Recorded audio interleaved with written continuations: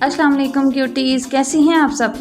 मैं अल्लाह ताला से उम्मीद करती हूँ कि आप लोग जहाँ होंगी खैरियत से होंगी और बिल्कुल ठीक होंगी। आज हम बढ़ते हैं तिश्नगी यार की एपिसोड नंबर 2 की तरफ, जिसमें थोड़ा सा ज़िक्र हाल का होगा और कुछ रिश्तों के बारे में बताया जाएगा। इससे पहले कि आप लोग मेरी बातों से बोर हो जाएं, आज की एपिसोड स्टार्ट करते हैं। लेकिन इससे पहले प्लीज़ मेरे चैनल को सब्सक्राइब कर लें और बेल आइकन दबा दें ताकि मेरी हर नोटिफिकेशन आप तक जल्द पहुँचे। और हाँ, वीडियो को लाइक, कमेंट्स और शेयर भी कर दिया करो यार। तिश्नगी यार एपिसोड नंबर 2। नूरपुर गांव की दूसरी शान सफ़ेद पत्थरों से बनी ये शानदार हवेली जो दूर से देखने वालों के लिए दिल पर पहला ही असर डाल देती है। इसके ऊंचे दरवाजे, झिलमिलाते झाड़ फानूस और सदियों पुरानी दीवारें गवाह हैं इस खानदान के रोब और दबदबे की। गांव वाले इसे इज्जत और गुरूर की अलामत मानते हैं, लेकिन इस हवेली की दीवारों के पीछे छुपी हैं कई कहानियाँ जो दिलों को तड़पा भी सकती हैं और मोहब्बत की प्यास को भड़का भी सकती हैं। ये हवेली दूर से देखने पर सदियों पुरानी रिवायत का अक्स लगती है, लेकिन जो ही इसके दरवाजे के अंदर कदम रखा जाए तो आंखें हैरा हो जाती हैं। संगमरमर के फर्श रोशनी से जगमगाते जदीद फानूस, दीवारों पर अबनूसी नक्शो निगार और लंबे शीशे के दरवाजे, जैसे कोई पुरानी हवेली नहीं बल्कि शहर की जदीद तरीन कोई इमारत हो। हर कमरा अपने अंदर एक निराली शान रखता है, कहीं पुरसुकून रंगों में सजी शानदार बेडरूम्स, कहीं नर्म रोशनियों में डूबा ड्राइंग रूम, तो कहीं शीशे की खिड़कियों से बाहर बाग के सब्जे का दिलकश नज़ारा। हवेली के बीचों बीच बना वसी हाल जहां जदीद तर्ज के सोफ़े, शानदार पर्दे और चमकते फानूस ऐसे लगते थे जैसे वक्त ने रिवायात और जदीदियत को एक साथ कैद कर दिया हो। इस हवेली के बाहर फैला हुआ बाग जैसे जन्नत का कोई टुकड़ा हो, बुलंद बाला दरख्तों के दरमियान खिले हुए सफ़ेद और सुर्ख गुलाब, रास्तों के दोनों तरफ लगे चंपा और मोतिये के फूल जिनकी खुशबू फ़िज़ा को महका देती है। हर राहदारी के साथ नस्ब लैम्प पोस्ट रात ढलते ही जगमगाने लगते हैं तो पूरा बाग सुनहरी रोशनी में नहा जाता है। हवेली की छत से देखने पर यह मंजर ऐसे लगता है जैसे सितारे सारे ज़मीन पर उतर कर आ गए हों। बाग के बीचों बीच एक शफाफ फव्वारा था जिसका पानी नरम रोशनी में चमकता है और हर कतरा चांदनी की चमक को अपने अंदर समेटे हुए था। इसके इर्द गिर्द रखी आरामदेह कुर्सियां और झूले गहरे राजों और रोमानवी लम्हों की गवाह बनने को बेताब रहते। और फिर जब रात गहरी हो जाती तो हवेली के सफ़ेद सतून चांद की रोशनी में ऐसे झिलमिलाते कि लगता कि ये कोई इमारत नहीं है बल्कि आसमान से उतरी हुई परियों की दुनिया है। सफ़ेद हवेली के ऊंचे दरवाजे, जगमाते फनूस और महकते बागात की सबसे कीमती पहचान वो परी थी जिसका नाम हूर खानज़ादा था। उसका रंग गोरा जैसे चांद की रोशनी में निखरा हुआ हो, सुनहरी बाल जो कमर से भी नीचे तक बिखरते और सूरज की किरणों से खेलते थे। नीली आंखों में ऐसा जादू था कि देखने वाला लम्हा भर को अपना आप भी भूल जाए। उसकी शख्सियत में वो गुरूर भी था और मासूमियत भी। हवेली के मकीन उसे शहजादी कहते थे। गाँव के लोग इसके जिक्र को इबादत की तरह करते थे। वो ना सिर्फ हुस्न में बेमिसाल थी बल्कि जहानत, अना और खुददारी में भी अपनी मिसाल आप थी। हूर खानज़ादा का अंदाज़े चलना, नर्म मुस्कुराहट और बोलने का सलीका जैसे पूरा जहान थम जाए, लेकिन इस हसीन चेहरे और नाजुक दिल के पीछे छुपी थी एक अधूरी प्यास, एक ऐसी तिश्नगी कि जिसे वक्त ही मिटाने वाला था।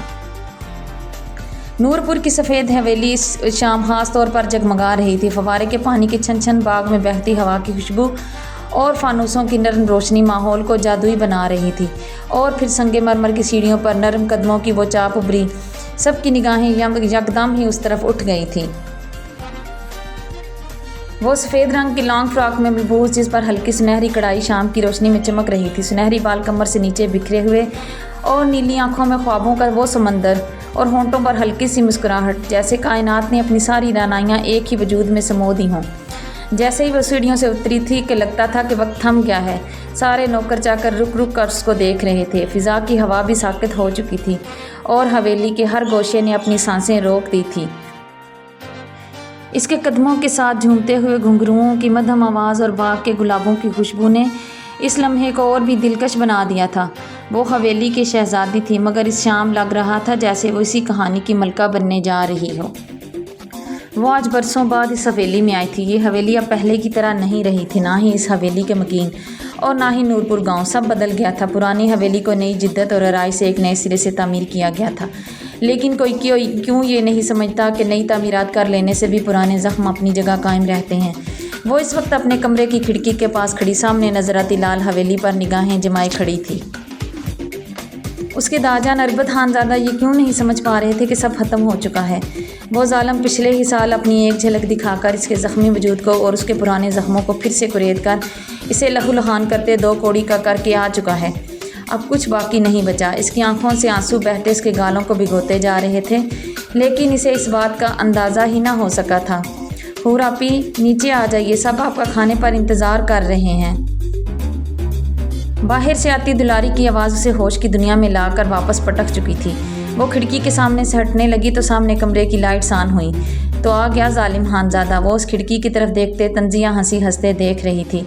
وہ سایہ اب اپنی کلائی سے رولیکس گھڑی اتارتے سائڈ ڈرار پر رکھتے، اپنے بازوں کے کف لنک نکال کر ڈریسنگ ٹیبل پر رکھتے، اپنی شرٹس کے کف کونیوں تک موڑتے ہوئے کبڈ کی طرف بڑھتے ہوئے رکا تھا۔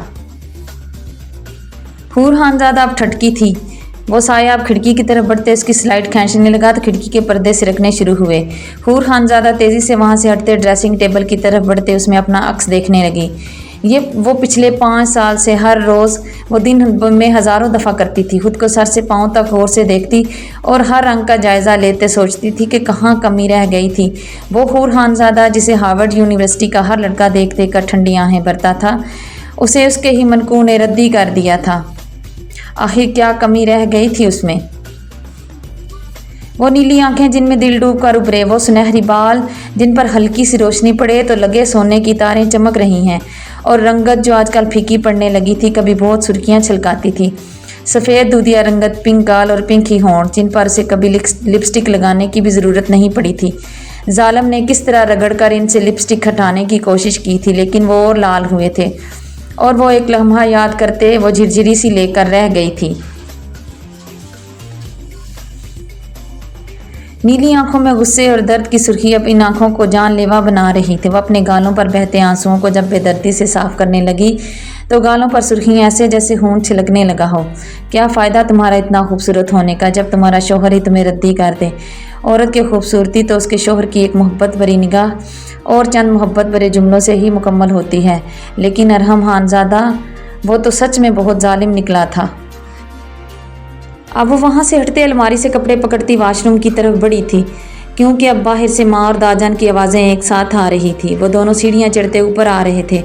وہ داجان کی اسٹک کی آواز سنتے الرٹ ہوئی تھی۔ بہو اس کو سمجھاؤ کہ اپنے چچا کا بات مان لے اور ختم کر دے اس رشتے کو۔ خانزادہ اربد علی خان کی آواز اس کے کانوں کو زخمی کر رہی تھی۔ کوئی بتائے یہ بات داجان کو کہ بچپن کی محبت سے دستبرداری ناممکن ہے جناب۔ وہ اب کپڑوں سمیت شاور کے نیچے کھڑی اپنے اوپر ٹھنڈا پانی گرا رہی تھی تاکہ اندر کی کھولن کو کچھ تو کم کر سکے، لیکن وہ بڑھتی ہی جا رہی تھی۔ بابا جان میں سے کیا سمجھاؤں، وہ بھی اپنی جگہ ٹھیک ہے، آپ دل نواز لالا کو کیوں نہیں سمجھاتے کہ بھول جائے یہ دشمنیاں، جب بھی میں اپنے شوہر کا قتل معاف کر چکی ہوں۔ بہت مشکل سے دونوں خاندانوں کے بیچ اس جنگ کی آگ کو ٹھنڈا کیا ہے میں نے۔ کیوں بھائی صاحب اس راکھ کو پھر سے کریت کر دشمنی کے نئے شعلے بھڑکانے کی کوشش کر رہے ہیں؟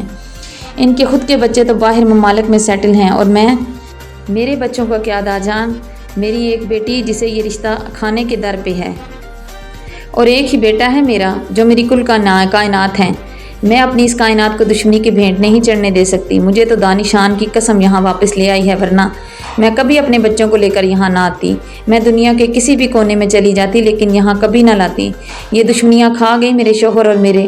یہ ہے محفوظ خانم، حور کی ماں۔ حور خانزادہ نے سارے نقش اپنی ماں سے ہی چرائے تھے، لیکن آنکھیں اس نے اپنے ماموں سے چرائی تھی، جن کی اس میں کبھی جان بستی تھی۔ وہ کمرے کی کھڑکی کے پاس کھڑا اس کے سائے سے ہی پہچان چکا تھا کہ وہیں کھڑی تھی کھڑکی میں۔ وہ اب وہاں کھڑے اس کے سائے کو دیکھ سکتا تھا۔ وہ اسے گالوں کو رگڑتے دیکھ تنزیہ ہنسا تھا، لیکن آنکھیں کیوں لہو چھلکانے لگی تھی، ہاتھوں کی وینس کیوں ابھر رہی تھی، کیوں یہ آنسو دل پر گر رہے تھے؟ وہ خود ہی تو تھا ان آنسوؤں کی وجہ۔ پھر یہ کیسا درد تھا جو اپنے دل میں اٹھتا ہوا محسوس کر رہا تھا؟ پھر اس کے کمرے میں وہ چھوٹا سا سایہ الماری سے کپڑے نکالتے واش روم کی طرف بڑھا، اور 2 سائے اس کمرے میں داخل ہوتے دکھائی دیے۔ وہ کیسے نہ پہچانتا اس عورت کو جس کی گود میں اس نے پہلی مرتبہ اپنی آنکھیں کھولی تھی؟ تو وہ عورت نم آنکھوں سے اس پر جھک کر اس کے گال چومنے لگی تھی۔ وہی تو تھی خاندان بھر کی لاڈلی۔ وہ تو اس کو اس کے سائے سے بھی پہچان سکتا تھا۔ اسی کا پہلا لمس تھا جو اس نے اپنے آس پاس محسوس کیا تھا، اور اسی گود میں بڑھ کر وہ پروان چڑھا تھا۔ बाबा जान प्लीज़ आप भाई साहब को समझाएं कि वो इस दुश्मनी को ख़त्म करके रुखसत करवा दें मेरी बेटी को और ख़त्म कर दें ये दुश्मनी, ये अजियत। महफिश खानम अरबद खानजादा से अब इल्तिजाएं करने पर उतर आई थी। ठीक है बहू, तुम तैयारी करो, कल हम हवेली में दाफत रखेगा, इसमें हम बुलाएगा ज़ियाउद्दीन खान को। अगर तो वो आ गया तो हम तारीख रख देगा, लेकिन अगर वो नहीं आया तो फिर हमसे शिकवा मत करना बहू। और जहाँ तक बात है दिल नमाज का, तो उससे हम बात कर लेगा, तुम परेशान मत हो। अभी बहुत लंबा सफ़र तय करके आया है, थक गया होगा, आराम से यहाँ बैठो। और हमारा शहज़ादी तो लगता है अभी देर से बाहर आएगा, जब वो निकले तो उसको लेकर नीचे आ जाओ। तब तक हम आर्यान खानज़ादा को देखता है, वो सो ही ना जाए, हम उसको लेकर नीचे चलता है। तुम भी हमारा शहज़ादी को लेकर आ जाओ। खानज़ादा अरबद खान उनके हाथ पर सर पर तसल्ली से हाथ रखते तसल्ली देते हुए बाहर निकल गए और वो वहाँ बैठे वाशरूम के बंद दरवाजे को देखती रहीं, जहाँ वो बंद होते अपनी सिसकियाँ रोके हुए खुद को ठंडे पानी के नीचे भिगो रही थी।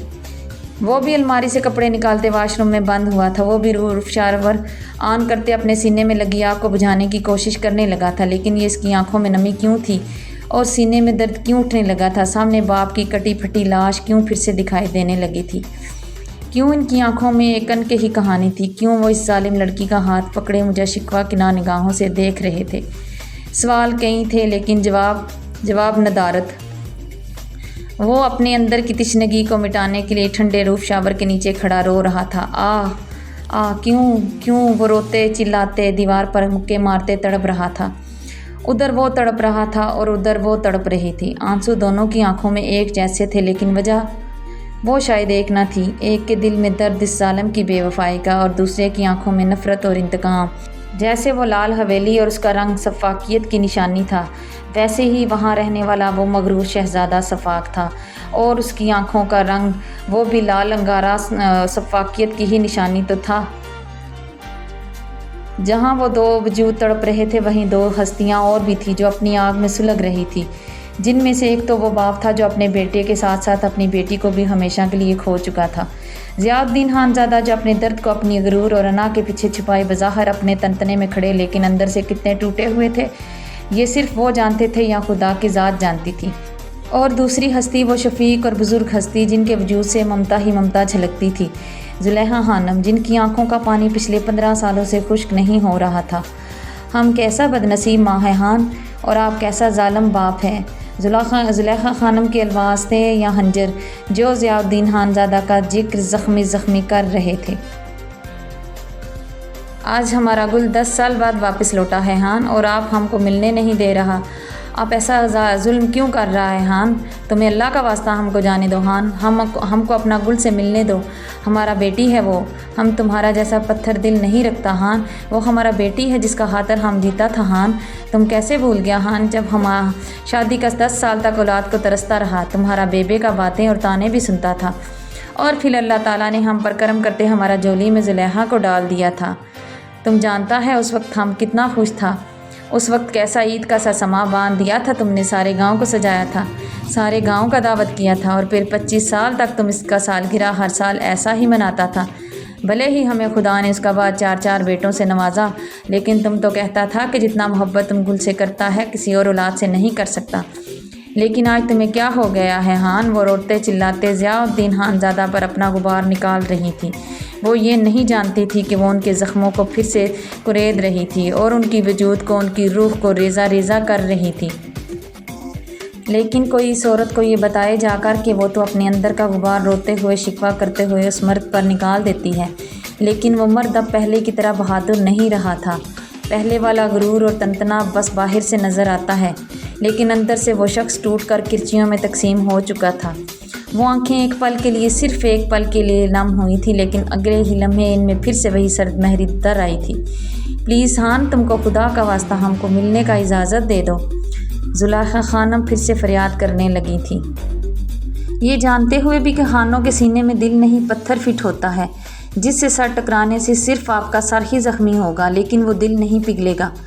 ज़ुलेखा खानम उनके सीने पर सर रखे फूट फूट कर रोते हुए फरियादें कर रही थी, लेकिन सामने पत्थर बने वजूद में कोई भी जुम्बिश नहीं हुई थी। वो ज़ियाउद्दीन खानज़ादा जो अपनी ज़ुलेखा खानम की आंख में नमी भी नहीं देख सकता था, आज उनके तड़पने पर भी पत्थर बना खड़ा रहा। پھر وہ وجود اپنی وقت کھولتے ڈولنے لگا۔ اس سے پہلے کہ وہ زمین بوس ہوتی، ضیاء الدین خانزادہ انہیں اپنے بازوؤں میں اٹھاتے بیڈ کی طرف بڑھتے، اس پر لٹا گئے اور بیڈ کی سائڈ ٹیبل سے فون اٹھاتے، چند نمبر ڈائل کرتے، کان سے لگا گئے۔ چند لمحے بعد کرتے فون بند کر کے سائڈ ٹیبل پر رکھتے، ان کے پاس بیٹھ کر انہیں دیکھنے لگے۔ ان کی حالت دیکھتے نظریں پھیر گئے تھے۔ زلیخا خانم کی گالوں پر آنسوؤں کے نشان ان کے دل کے درد میں اضافے کا سبب بنتے تو دل کرتا سب چھوڑ کر ان کی ساری خوشیاں ان کی جھولی میں ڈال دیں، لیکن اگلے ہی لمحے بیٹے اور پوتے کی خون میں لت پت لاشیں آنکھوں کی سرخی کو اور بڑھا دیتی تھی۔ دل کے اندر کا درد اور بڑھنے لگتا تھا اور خون جوش مارنے لگتا تھا۔ وہ نیچے جھکتے، اپنے ہونٹ ان آنکھوں پہ رکھتے، اپنی آنکھیں بند کر کے جن میں وہ کبھی نمی نہیں دیکھ سکتے تھے، لیکن پچھلے 15 سالوں سے وہی ان آنکھوں کے آنسوؤں کی وجہ بنے ہوئے تھے۔ لیکن وہ یہ تو نہیں تھے، ان آنسوؤں کی وجہ تو کوئی اور ہی تھا جسے وہ چاہ کر بھی بھلا نہیں سکتے تھے، جو اسی حویلی کے سامنے بنے دوسرے محل میں تڑپ رہا تھا۔ ادھر وہ تڑپ رہا تھا اور ادھر وہ تڑپ رہا تھا۔ دونوں کی تڑپ کا ذمہ دار کوئی تیسرا وجود تو نہیں تھا۔ نور پور گاؤں میں 2 شہزادے رہا کرتے تھے۔ کسی زمانے میں وہ دونوں 2 جسم ایک جان ہوا کرتے تھے، ضیاء الدین خانزادہ اور اربد خانزادہ۔ دونوں چچا زاد بھائی تھے، لیکن دونوں کی دوستی بے مثال تھی۔ یہاں موجود دونوں حویلیاں بہت پرانی تھیں۔ دونوں بھائیوں کے بچوں کی آپس میں بہت بنتی تھی، آپس میں بہت محبت تھی۔ دونوں کے ہاں 2 بچے تھے، ایک بیٹی اور ایک بیٹا۔ ان وقتوں میں بھائی ایک دوسرے کے ساتھ رشتے جوڑ کر اپنے رشتوں کی بنیادیں اور مضبوط کر لیا کرتے تھے۔ یہی سوچ ضیاء الدین خانزادہ اور اربد خانزادہ کے رشتوں کو اور مضبوط بنا گئی تھی۔ دونوں کے رشتے ایک دوسرے کی بہنوں کے ساتھ جڑ گئے تھے، لیکن گڑبڑ اربد خانزادہ کی طرف سے ہو گئی تھی۔ ان کی یہ غلطی دونوں خاندانوں کی تباہی کی نیو رکھ چکی تھی۔ اربد خانزادہ کے ہاں بھی ضیاء الدین خانزادہ کی طرح اولاد جیسی نعمت جب کئی سال تک نہ ہو سکی تو وہ گھریلو جھگڑوں اور ناچاکیوں کی وجہ سے اپنے لیے سکون باہر تلاش کرنے لگے تھے، اور یہیں سے ان کے گھروں کی تباہی کا آغاز شروع ہو چکا تھا۔ اور جب کوئی مرد اپنے گھر کے سکون کو چھوڑ کر باہر اپنے لیے حرام رشتوں میں سکون تلاش کرنے لگے تو پھر تباہی ہی اس کا مقدر بنتی ہے۔ اسی لیے تو اللہ تعالیٰ نے کسی نامحرم سے رشتے کو حرام کہا ہے، اور نہ صرف حرام بلکہ اس حرام رشتے کی سزا بھی مقرر کی ہوئی ہے، اور وہ سزا بہت سخت ہے، جس میں دونوں کا جرم ثابت ہونے پر دونوں کو سنسار کرنے کا حکم دیا گیا ہے۔ تبھی تو اللہ تعالیٰ نے ارشاد فرمایا ہے کہ ناپاکی سے دور رہو۔ ضیاء الدین خانزادہ صاحب اپنی سوچوں میں غرق تھے کہ دروازہ ناک کرتے اجازت طلب کی گئی۔ آ جاؤ، ضیاء الدین خانزادہ صاحب نے حکیمانہ اور رعبدار لہجے میں کہا تو دروازہ کھولتے 2 وجود کمرے میں داخل ہوئے۔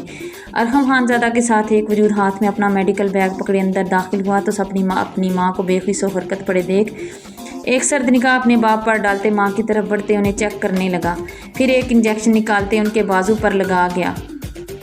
بابا جان، کب تک؟ آخر کب تک آپ ماں کو آپی سے دور رکھیں گے؟ کب تک انہیں ایسے ہی رلاتے رہیں گے؟ کیوں ان کی جان کے دشمن بنے ہوئے ہیں؟ آپ جانتے ہیں وہ اب پہلے کی طرح نہیں رہی ہیں، ان کا دل اب ان کے ساتھ دغا کرنے لگا ہے، بالکل آپ کی طرح، اور وہ بھی اب ان کا ساتھ چھوڑ رہا ہے۔ اس سے پہلے کہ بہت دیر ہو جائے ہم اپنی ماں کو بھی کھو دیں، بالکل اسی طرح جس طرح ہم اپنے بڑے بھائی اور راہم کو کھو چکے ہیں۔ بچا لیجئے ماں کو، ملا دیجئے ان کی بیٹی سے انہیں۔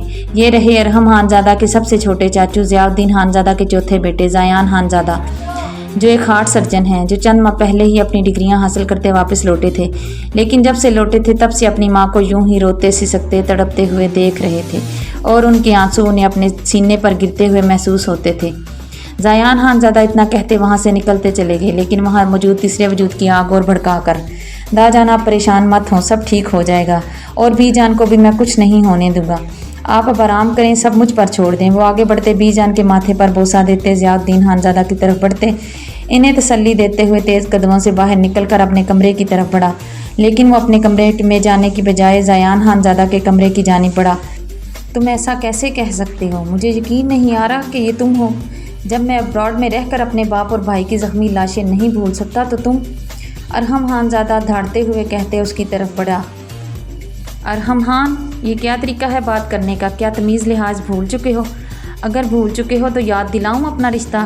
زیان خانزادہ نے بھی اسی انداز سے کہتے ایک زوردار مکہ اس کے منہ پر مارا تو وہ پیچھے کی طرف لڑکھڑاتے ہوئے خود کو گرنے سے بچا گیا۔ رشتے کے لحاظ نے ہی تو روک رکھا ہے چاچو، ورنہ آپ کا ایک بھی دانت سلامت نہ ہوتا۔ وہ اپنے زخمی ہونٹ سے خون صاف کرتے سرد لہجے میں بولا، لیکن آواز اب دھیمی تھی۔ شاید رشتے کا احساس ہو گیا تھا۔ یہ آج کل کے جوانوں کو تھپڑ کھا کر ہی رشتوں کا تقدس کیوں سمجھ میں آتا ہے، یہ پہلے کیوں نہیں سمجھتے؟ ایک دفعہ کس کی تھی غلطی سے، لیکن اس کی سزا اب مجھے پچھلے 1 سال سے کتنی دفعہ دے چکے ہیں۔ آپ سچ میں بہت ظالم ہیں چاچو۔ ان ہونٹوں سے ان گلابی پنکھڑیوں کو چھونے کی سزا آپ اتنی سخت دے رہے ہیں کہ پچھلے 1 سال سے یہ زخم برنے ہی نہیں دے رہے۔ ارحم خانزادہ اس لمس کو کیسے فراموش کر سکتا تھا، وہ لمحہ جو قیامت خیز حسن لیے کھڑا اس کے تن بدن میں آگ بھڑکا چکا تھا، اور جب وہ بے اختیار ہوتا اپنی ساری دہشت ان نازک پنکھڑیوں پر اتار چکا تھا۔ تو اسی قابل ہے کمینے، تو نے کمینگی کی انتہا کر دی تھی۔ میں نے تجھے سمجھایا تھا کہ وہ بہت معصوم ہے، لیکن تو اپنے نام کا ایک ہی پیس ہے حبیس انسان۔ تو نے پہلے ایک ظلم کیا، پھر اس کی روح کو کرچیوں میں تقسیم کر دیا۔ میں نے دیکھے ہیں اس کی آنکھوں میں آنسو بھی اور رسوائی بھی اور ذلت کا وہ کرب بھی جو تجھ سے آتے ہوئے دے کر آیا ہے۔ زیان خانزادہ نے اس کی اچھی خاصی خاطر تواضع کی تھی۔ اب دفع ہو میرے کمرے سے، اس سے پہلے کہ میں تیرے یہ ہونٹ سلامت ہی نہ رہنے دوں۔ اور پھر اس بات پر رونا بیٹھ کر کے میں نے زیان خانزادہ سے پنگا ہی کیوں لیا تھا۔ وہ اسے دھکے دیتے ہوئے اپنے کمرے سے باہر نکال کر دروازے کو زوردار آواز کے ساتھ پٹک کر بند کر چکا تھا۔ دروازے کی زوردار آواز پر اس کا وجود ایک دم لرزا تھا۔ وہ وہاں سے ہٹتے اپنے کمرے میں پہنچا، جہاں جانے اب کتنے درد اور کتنے آنسو ان آنکھوں سے بھی بہنے تھے۔ تو چلیں جی، آج کے سفر کا اختتام ہم یہیں پر کرتے ہیں۔ تو بتائیں جی، یہ تشنگی یار کی جرنی آپ کو کیسی لگی؟ مجھے امید ہے کہ آپ کو یہ سفر پسند آ رہا ہے۔ اگر پسند آ رہا ہے تو پلیز کمنٹس کر کے بتا دیا کریں یار، اور اگر کہیں کمی نظر آئے تو بھی آپ کا رسپانس ہی مجھے ہمت دیتا ہے اور میں اس سفر کو اور بھی خوبصورت بناؤں۔ اگلی ایپیسوڈ تک کے لیے آپ لوگ مجھے دیجیے اجازت۔ اللہ حافظ۔